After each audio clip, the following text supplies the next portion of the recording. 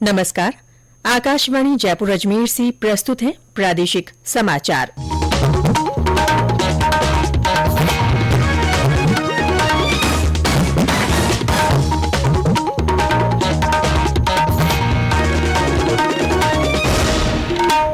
मुख्य समाचार। प्रधानमंत्री नरेंद्र मोदी ने कहा, गुजरात विधानसभा चुनाव में भाजपा को मिला जनादेश नए भारत की आकांक्षाओं को दर्शाता है। गुजरात में भाजपा सोमवार को नई सरकार का गठन करेगी। हिमाचल प्रदेश में कांग्रेस के नवनिर्वाचित विधायकों की आज बैठक। मुख्यमंत्री अशोक गहलोत ने प्रदेश में कानून व्यवस्था पर समीक्षा बैठक की। और जोधपुर के शेरगढ़ गैस सिलेंडर हादसे में 4 लोगों की मृत्यु, 50 से ज्यादा झुलसे।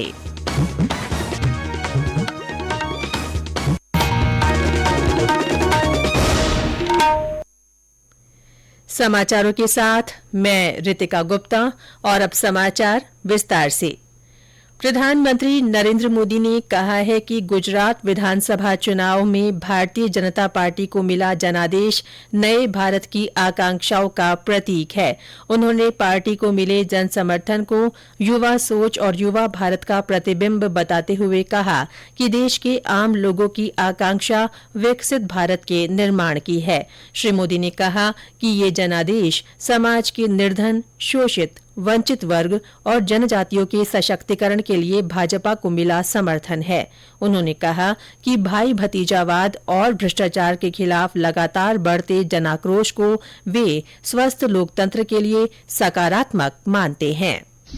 लोगों ने भाजपा को वोट दिया क्योंकि भाजपा देश के हित में बड़े से बड़े और कड़े से कड़े फैसले लेने का दम रखती है। भाजपा का बढ़ता जन समर्थन ये दिखाता है कि परिवारवाद और भ्रष्टाचार के खिलाफ जन आक्रोश लगातार बढ़ रहा है। और मैं इस बात को स्वस्थ लोकतंत्र के लिए एक शुभ संकेत के रूप में देखता हूं।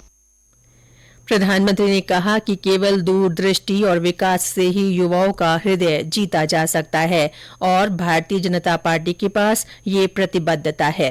प्रधानमंत्री ने गुजरात और हिमाचल प्रदेश राज्यों में शांतिपूर्वक मतदान संपन्न कराने के लिए निर्वाचन आयोग को धन्यवाद दिया। गुजरात में सत्तारूढ़ भारतीय जनता पार्टी रिकॉर्ड 7वीं बार सत्ता में आने जा रही है।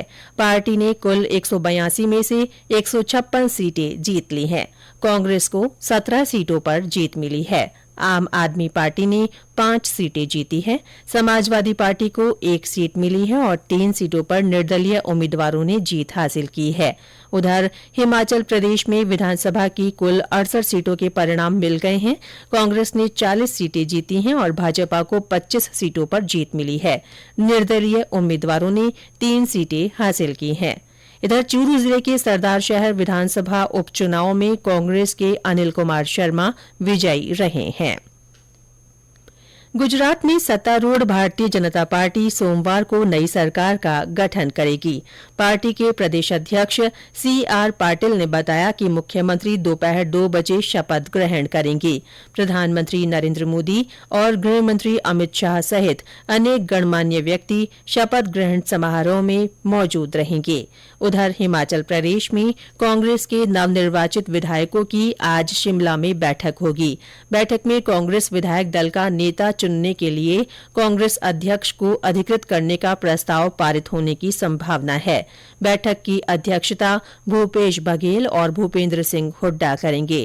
कांग्रेस के सामने अब अनेक दावेदारों में से किसी को नया मुख्यमंत्री चुनने की चुनौती है।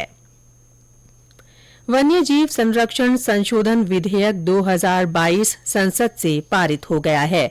राज्यसभा ने कल इसे मंजूरी दी। लोकसभा से ये पहले ही पारित हो चुका है। इस विधेयक में वन्यजीवों और वनस्पतियों की लुप्तप्राय प्रजातियों के अंतर्राष्ट्रीय व्यापार पर संधि को लागू करने और इसके द्वारा संरक्षित संकटग्रस्त प्रजातियों की सूची का विस्तार करने का प्रावधान किया गया है। केंद्रीय पर्यावरण मंत्री भूपेंद्र यादव यादव ने विधेयक पर चर्चा का जवाब देते हुए वन क्षेत्रों में रहने वाले लोगों और वन्य जीवों के संरक्षण पर जोर दिया। कांग्रेस की पूर्व अध्यक्ष सोनिया गांधी आज रणथंभौर में अपना जन्मदिन मनाएंगी। वे कल सवाईमाधोपुर पहुंची। प्रियंका वाड्रा भी सवाईमाधोपुर पहुंच चुकी है। प्रधानमंत्री नरेंद्र मोदी ने ट्वीट कर श्रीमती गांधी को बधाई देते हुए उनके स्वस्थ और दीर्घायु होने की कामना की है। ये समाचार आकाशवाणी जयपुर अजमेर से प्रसारित किए जा रहे हैं। मुख्यमंत्री अशोक गहलोत ने कहा है कि प्रदेश में अपराधों की रोकथाम के लिए पुलिस पूरी तरह सतर्क है। उन्होंने कहा कि राजस्थान पुलिस के नवाचारों के कारण अपराधों की जांच में लगने वाला समय कम हुआ है। श्री गहलोत पुलिस मुख्यालय में कानून व्यवस्था की समीक्षा बैठक में बोल रहे थे। मुख्यमंत्री ने कहा कि पड़ोसी राज्यों से आकर राजस्थान में अपराध करने वाले आपराधिक तत्वों के खिलाफ कड़ी कार्रवाई की जाएगी। इसके लिए राज्य के पड़ोसी राज्यों से लगते जिलों में पुलिस को विशेष रूप से सक्रिय किया जा रहा है। श्री गहलोत ने कहा कि राज्य में अपराधों पर अंकुश लगाने के लिए अभय कमांड सेंटर को और मजबूत किया जा रहा है और 30,000 सीसीटीवी कैमरे लगाने का काम जल्दी ही पूरा हो जाएगा। मुख्यमंत्री ने कहा कि भू माफियाओं के खिलाफ कार्रवाई के लिए कमेटी का गठन किया जाएगा। रात 8 बजे बाद खुली शराब की दुकानों पर सख्त कार्रवाई होगी। इसके अलावा पुलिस प्रशासन को 1000 होमगार्ड जवान दिए जाएंगे। बैठक में गृह राज्य मंत्री राजेंद्र सिंह यादव ने पुलिस को चाक चौबंद रहकर काम करने के निर्देश दिए। बैठक में मुख्य सचिव उषा शर्मा, पुलिस महानिदेशक उमेश मिश्रा और एडीजी क्राइम डॉ आरपी मेहरडा सहित वरिष्ठ पुलिस अधिकारी मौजूद रहे। जोधपुर के शेरगढ़ के भूंगरा गांव में शादी समारोह में गैस सिलेंडर फटने से हुए हादसे में 4 लोगों की मृत्यु हो गई है।